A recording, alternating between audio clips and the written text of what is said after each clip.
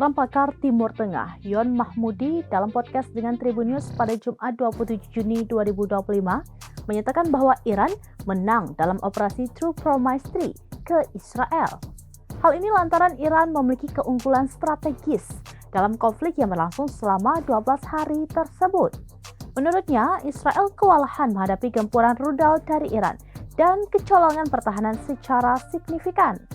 Selain itu, Israel juga kekurangan dukungan dari negara-negara lain kecuali Amerika Serikat.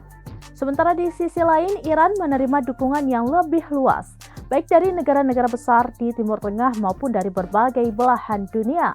Pandangan pakar Yon ini sejalan dengan sejumlah laporan media luar negeri. Misalnya The Guardian yang mengungkap bahwa serangan udara Israel terhadap instalasi nuklir Iran berhasil diantisipasi. Sementara balasan rudal Iran berhasil menimbulkan tekanan berat, meskipun sebagian besar diklaim oleh Israel berhasil dicegat. Sementara itu, Reuters melaporkan bahwa meskipun ada sengketa terkait korban, banyak serangan Iran menyebabkan kerusakan signifikan dan meningkatkan tekanan pada posisi Israel. Iran pun kini semakin percaya diri memanfaatkan momentum ini untuk memperkuat posisi tawar diplomatik. Pakar dunia barat yang tidak disebutkan namanya juga turut memberikan pandangannya dalam pertempuran singkat ini.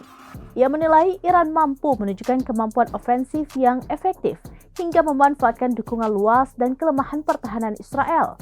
Sementara Israel hanya bisa mengandalkan dukungan dari Amerika Serikat, di mana negara sekutunya yang lain sama sekali tidak ingin terlibat.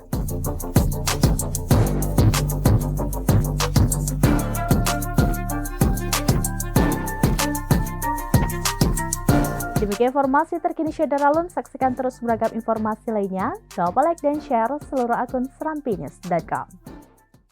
Download Tribun X sekarang, menghadirkan lokal menjadi Indonesia.